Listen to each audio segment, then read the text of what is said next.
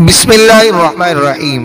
YouTube channel interesting story کے معزز ناظرین کو السلام علیکم ورحمۃ اللہ وبرکاتہ۔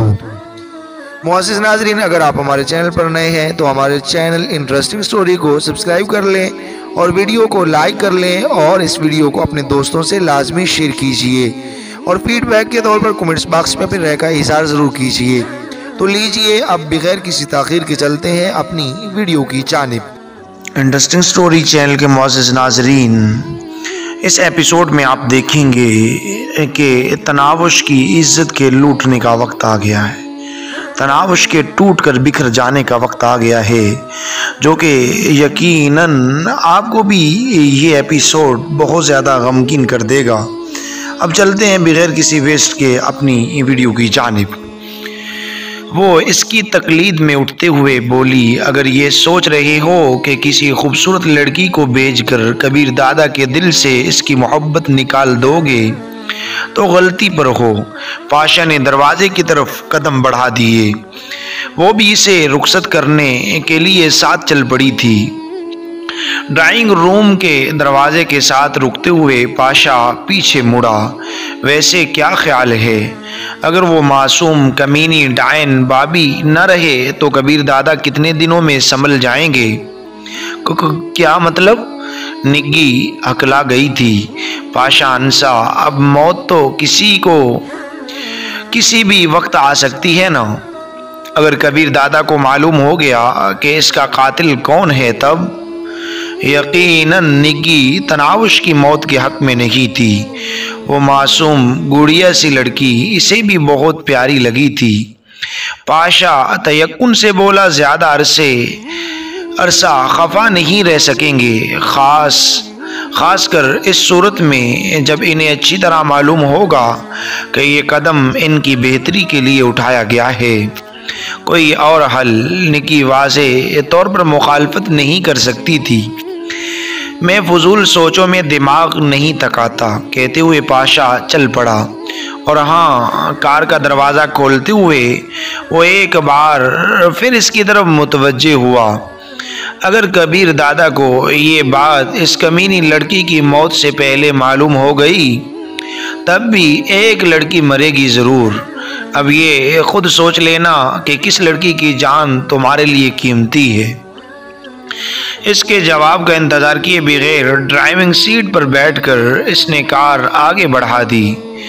وہاں وہ اپنے محافظوں اور ڈرائیور کے بغیر ہی آیا تھا، کیونکہ کبیر دادا کے معاملے میں وہ اپنے آدمیوں پر بھروسہ نہیں کر سکتا تھا۔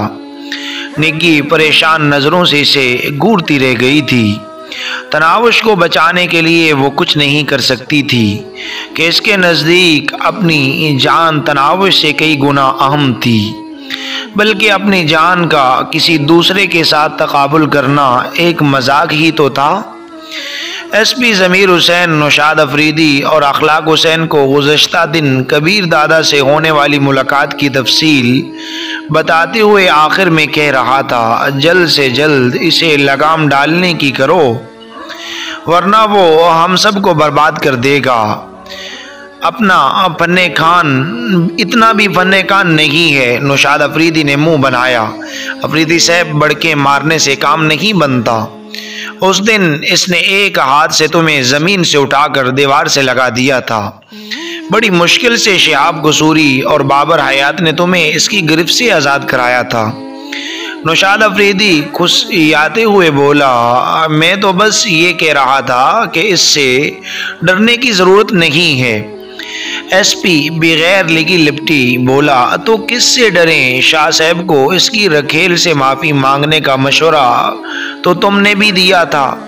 ایک گینگ کا سربراہ اسکول کی لڑکی سے معذرت کرتا پھر رہا ہے، کیا یہ کبیر دادا کے ڈر کی وجہ سے نہیں تھا؟ نوشاد افریدی نے دانت پیسے، اس کا حساب کبیر دادا کے ذمے بقایا ہے۔ تم لوگ بس زبانی جمع خرچ کرتے رہنا اور وہ من مانیاں کرتا رہے گا۔ شمشیر دادا شہاب قصوری کو بڑا بانٹ گیا تھا، وہ خود کبیر دادا کے سامنے بیگی بلی بنا ہوتا آتا ہے، تو کیا کریں؟ خاموش بیٹھے اخلاق حسین نے زبان کھولی، یہی سوال میرا ہے، SP نے سر پیٹا، ایک اور شمشیر دادا کے استقبال کے لیے تیار رہو، تمہاری آمدن کا آدھا حصہ بغیر کسی محنت کے اس کی جیب میں جائے گا، اس سے پوچھے بغیر کوئی نیا کام دھندا شروع نہیں کر سکو گے، اور یاد رکھنا یہ جو اسکول کی چھوکری ہے نا، تمہاری بیگمات اس کے سامنے ہاتھ باندھے کھڑی دکھائی دیں گی، اور اس کی آمد پر ہمیں کرسی چھوڑ کر کھڑا ہونا پڑے گا، وہ تو بس میرے بستر کی زینت بنے گی۔ نوشاد افریدی تپتے ہوئے بولا۔ SP استہزائیہ انداز میں بولا، اتنی جرت ہے کسی میں کہ اسے چھو سکے؟ نوشاد افریدی شاکی ہوا، یار تم مسلسل ہماری توہین میں لگے ہو۔ ہاں، SP اس بات میں چیخا، کیونکہ میں تمہارا خیر خواہ ہوں، میں تمہاری اور اپنی آزادی چاہتا ہوں۔ SP ہونے کے باوجود تھانے دار مجھ سے زیادہ کبیر دادا سے خوف کھاتے ہیں۔ مجھے یہ فکر کھائے جا رہی ہے کہ جلد از جلد اس کا بندوبست نہ کیا گیا تو ہمارا کیا بنے گا۔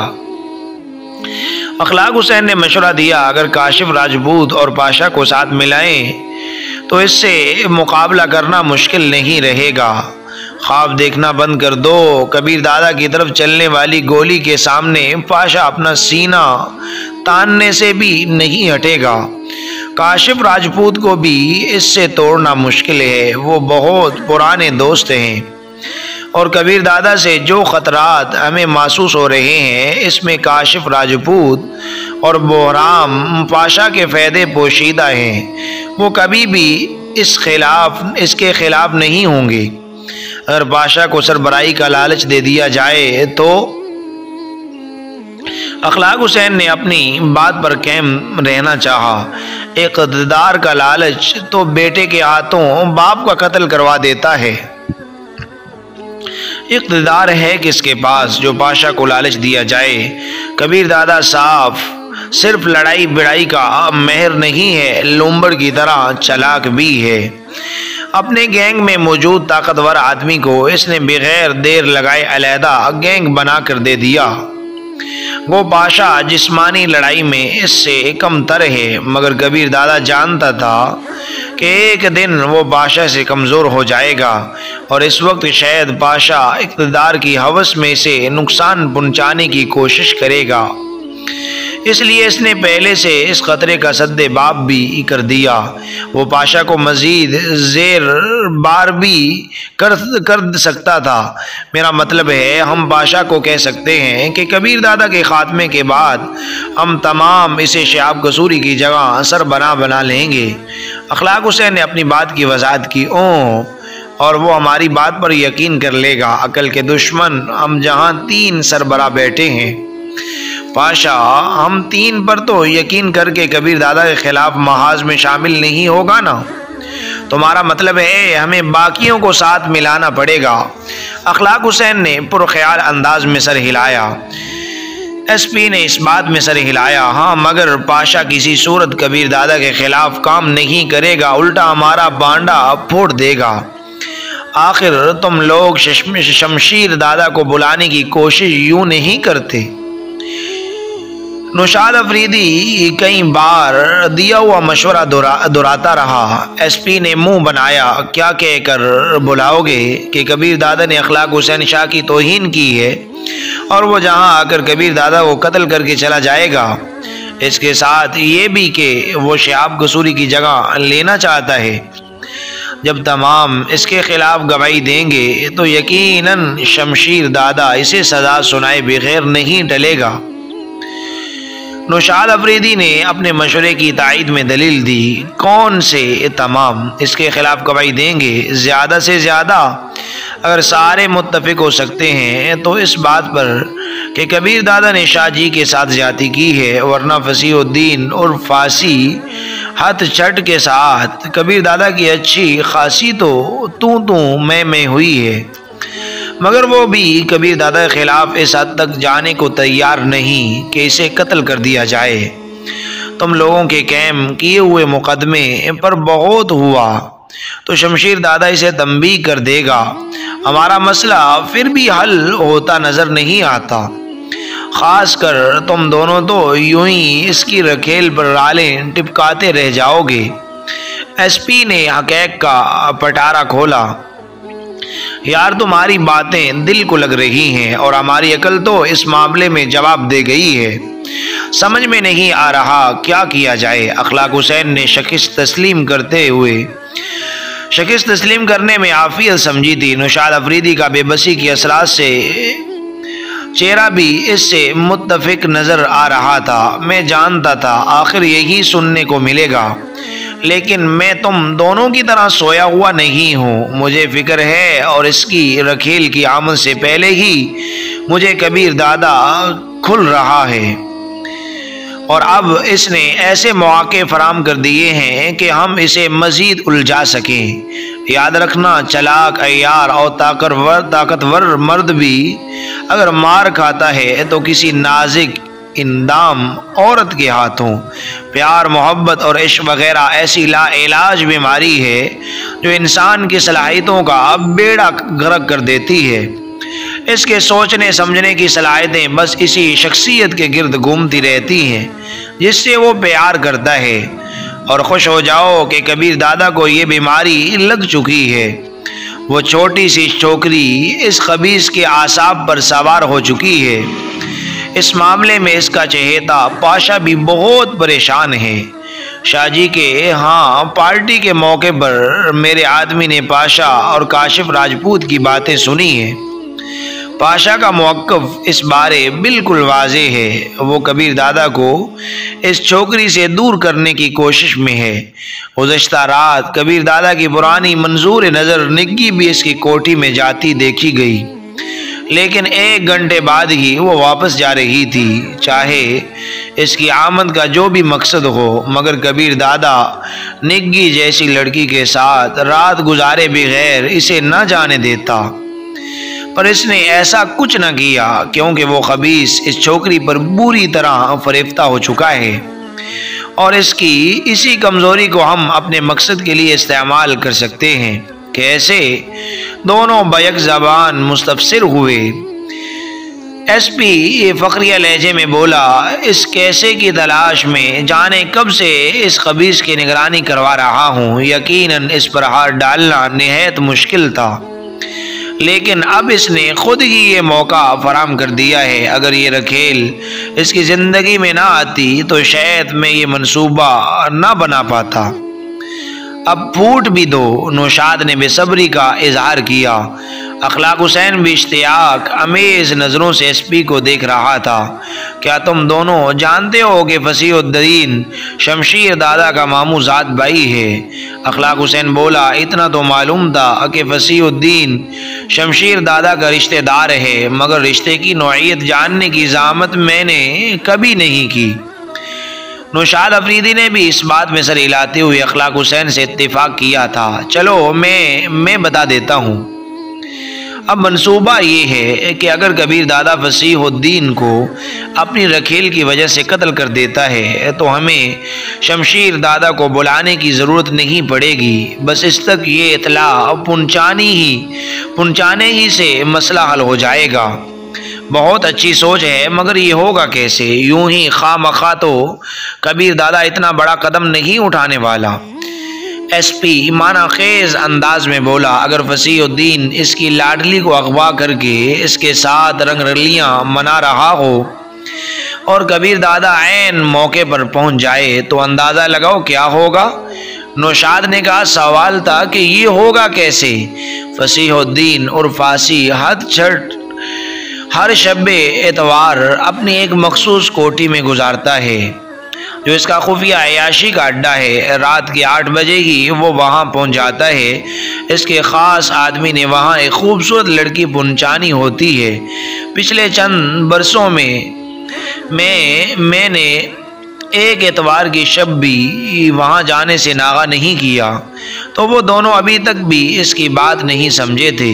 اگر کبیر دادا کی رکھیل کو فصیح الدین کی کوٹھی میں پہنچا دیا جائے اور پھر کبیر دادا کو مطلع کر دیا جائے کہ اس کی چمک چلو اس وقت کہاں اور کس حال میں ہے، ایس پی نے جان بوجھ کر فکرہ ادھورا چھوڑ دیا تھا۔ اخلاق حسین جھلا کر بولا، یار पुलिस ये मैं दीवार को टक्कर मार दूंगा। इतना सस्पेंस फैलाने की बजाय अगर मुकम्मल मंसूबा एक ही बार बयान कर दो तो शायद हमारे दिमागों पर इतना बोझ ना पड़े। एसपी ने जोरदार कहका लगाते हुए कहा, अच्छा सुनो, कबीर दादा की लाडली हर दूसरे तीसरे दिन कबीर दादा के घर से निकलने के बाद माँ को मिलने अपने घर जाती है और इसकी आमद से पहले वापस आ जाती है। घर जाते हुए इसके हमरा सिर्फ ड्राइवर ही होता है, वो भी इसे घर छोड़कर वापस आ जाता है। इस वक्त इसे अगवा करके फसीउद्दीन की अयाशी के अड्डे पर पहुंचाया जाना निहायत आसान होगा। ज़रूरी तो नहीं कि वो हफ्ते के दिन माँ को मिलने जाए। नौशाद अफरीदी ने कता कलामी करते हुए कहा, क्या मेरी बात मुकम्मल होगी? हो गई है। एसपी खुश गमगीन नज़रों से इसे घूरा। माजरत, नौशाद अफरीदी ने फ़ौरन हाथ बुलंद करके गलती तस्लीम कर ली थी। खैर, मेरा कहने का मतलब है वो कभी हफ्ते के दिन जाएगी, हम इसी दिन मंसूबा तय कर लेंगे और अगर तुम दोनों से सब्र नहीं हो सकता तो इस हफ्ते को इसकी माँ से कॉल करवा कर बी से बुलाया जा सकता है। अब इसकी माँ को कैसे मजबूर किया जाएगा, यकीनन इस बारे तुम्हें मालूम होगा। एसपी ने तंजिया लहजे में कहा, या ये भी बता दूं। अखलाक हुसैन ने कहा, समझ गए, आगे चले। नौशाद ने भी इस बात में सर हिला दिया। बस इस रखेल के मोबाइल फ़ोन से कबीर दादा को मैसेज कर देंगे कि वो रात गुजरा देर से लौटेगी, ताकि कबीर दादा वक्त से पहले ही न भागता फिरे और जिस वक्त फांसी सैब कोठी में दाखिल हो जाएंगे तब कबीर दादा को कॉल करके बता दिया जाएगा कि इसकी लैला अगवा हो चुकी है। अगवा करने वाले का नाम और मकसद क्या है और वो किस जगह मौजूद है, बाकी का काम वो खबीस खुद करता रहेगा। एसपी ने मुकम्मल मंसूबा इनके सामने रख दिया। एक सवाल है।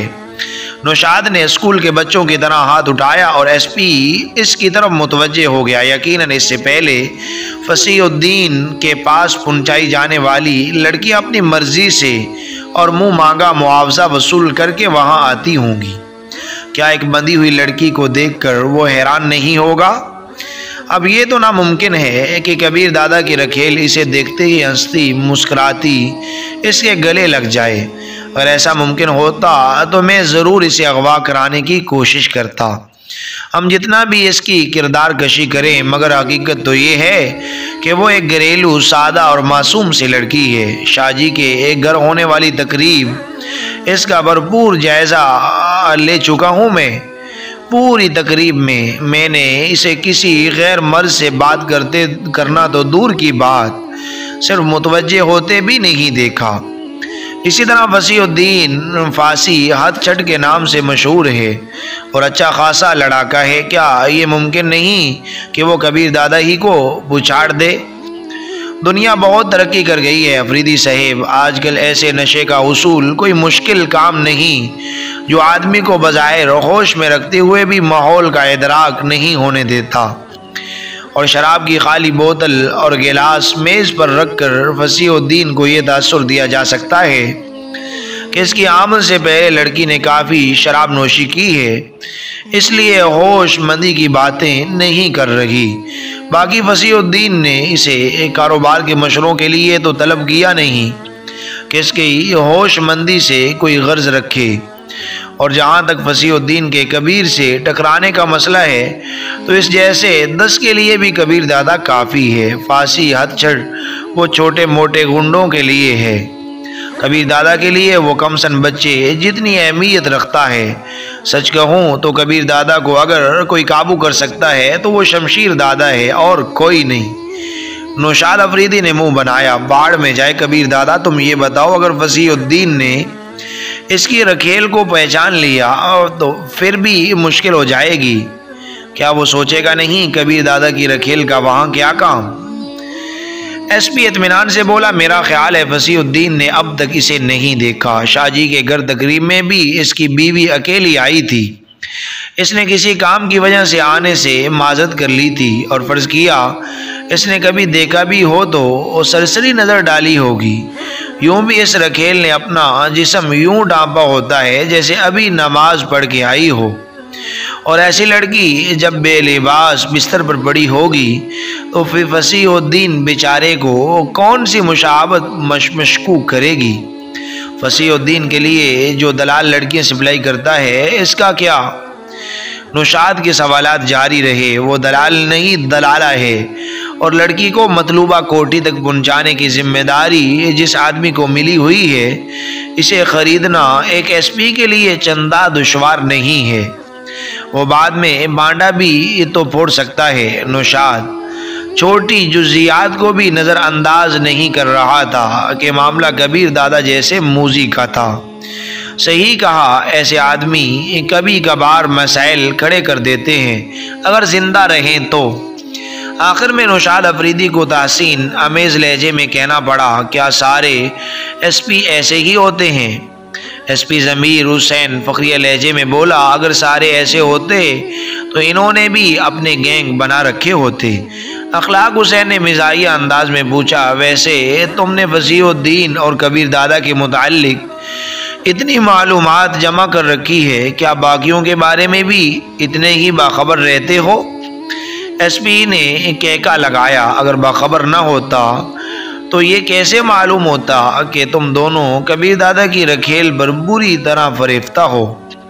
وہ دونوں اس کے ساتھ ہی ہنس پڑے تھے۔ مزید کوئی سوال؟ ایس پی کا انداز انہیں تحریک دینے والا تھا، مگر حقیقت یہی تھی کہ انہیں وہ منصوبہ مکمل طور پر قابل عمل لگ رہا تھا۔ دونوں کا سر نفی میں ہل گیا۔ تو اس نیچر کو منصوبے پر عمل کیا جائے گا یا انتظار کرو گے؟ وہ چمک چلو کب ہفتے کے دن گھر جاتی ہے؟ اخلاق حسین نے فیصلہ کن لہجے میں کہا، انتظار نام کی چیز ہمارے پاس نہیں ہے۔ نوشاد افریدی بھی اس سے متفق نظر آ رہا تھا، جبکہ ایس پی یوں بھی کب سے کبیر دادا کی جڑ کاٹنے کے منصوبے میں جڑا تھا۔ وہ منصوبہ ہر لحاظ سے مکمل تھا۔ ایس پی نے کوئی جزیہ یا فروغ ساز نہیں ہونے دیا تھا۔ وہ مل کر کارروائی کی ترتیب طے کرتے ہوئے منصوبے کو حتمی شکل دینے لگے تھے۔